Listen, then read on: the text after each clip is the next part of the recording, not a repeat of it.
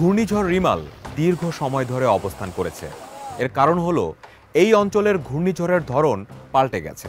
সাম্প্রতিক সময়ে বঙ্গোপসাগর থেকে তৈরি হওয়া ঘূর্ণিঝড়গুলোতে এই দীর্ঘ সময় অবস্থান করার একটি প্রবণতা লক্ষ্য করা যাচ্ছে। এই ঘূর্ণিঝড়গুলো উপকূলে আছড়ে পড়ার আগে বেশ সময় নেয়, ধীর গতিতে চলে এবং উল্লেখযোগ্য পরিমাণে বৃষ্টিপাত ঘটায়। একই সাথে উপকূলীয় অঞ্চল এবং শহরগুলিকে তুলনামূলক বেশি প্লাবিত করে।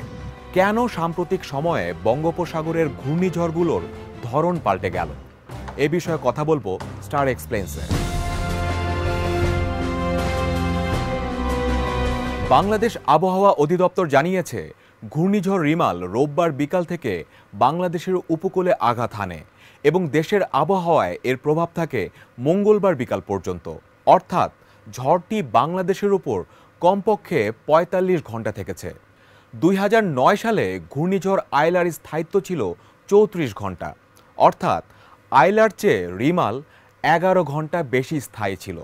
কানাডার সাসকাচুয়ান বিশ্ববিদ্যালয়ের আবহাওয়া ও জলবায়ু গবেষক মোস্তফা কামাল ঝড়ের গতিবেগের উপর একটি পরিসংখ্যান তুলে ধরেন। সেখানে দেখা যায় রিমাল ২৬ মে সকাল পর্যন্ত ঘন্টায় ১১ কিলোমিটারের চেয়েও কম গতিতে এগিয়ে চলছিল।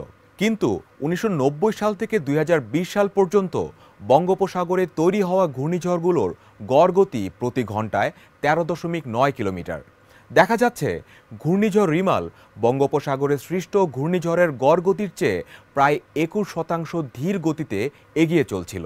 মোস্তফা কামাল আরও জানান, ২০২৩ সালে ঘূর্ণিঝড় মিথিলির একই রকম ধীর গতি লক্ষ্য করা যায়।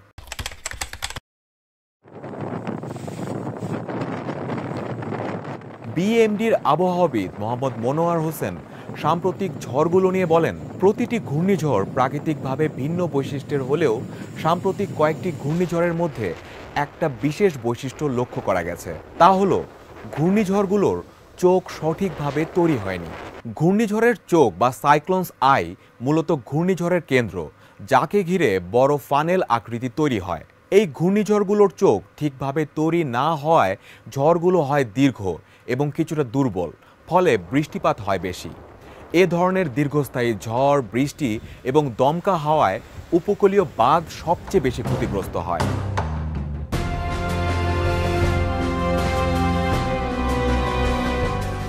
আবহাওয়া ও জলবায়ু গবেষক মোস্তফা কামাল এই বিষয়ে বলেছেন, সাম্প্রতিক অনেক বৈজ্ঞানিক গবেষণায় দেখা গেছে মানুষের কার্যকলাপের কারণে বায়ুমণ্ডলের উষ্ণতা বৃদ্ধি সাম্প্রতিক দশকগুলিতে ঘূর্ণিঝড়কে শক্তিশালী এবং ধীর করে তুলেছে। নাসার গডার্ড স্পেস ফ্লাইট সেন্টারের একজন বাংলাদেশি বিজ্ঞানী ফাহাদ আল আবদুল্লাহ জানান, সাম্প্রতিক ঘূর্ণিঝড় গবেষণায় দেখা গেছে উষ্ণ জলবায়ু পরিস্থিতিতে বঙ্গোপসাগরে ঘূর্ণিঝড়ের সংখ্যা উল্লেখযোগ্যভাবে বৃদ্ধি পেয়েছে। সমীক্ষায় দেখা গেছে যে উষ্ণ জলবায়ু পরিস্থিতিতে বঙ্গোপসাগরে আগের চেয়ে বেশি সিডর, আমফান এবং মোকার মতো শক্তিশালী ঘূর্ণিঝড় তৈরি হচ্ছে।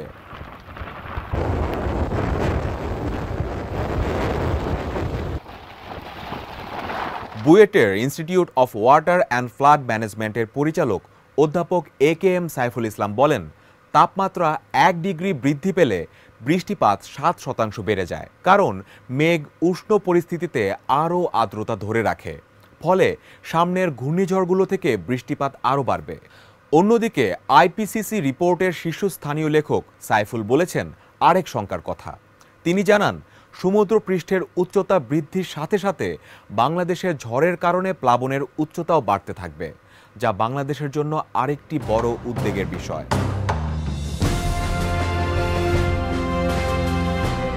এরকম ভিডিও আরও পেতে আমাদের ইউটিউব চ্যানেলটি সাবস্ক্রাইব করে বেল আইকনটি চাপুন এবং আমাদের ফেসবুক পেজে লাইক দিন। সঙ্গেই থাকুন। ধন্যবাদ।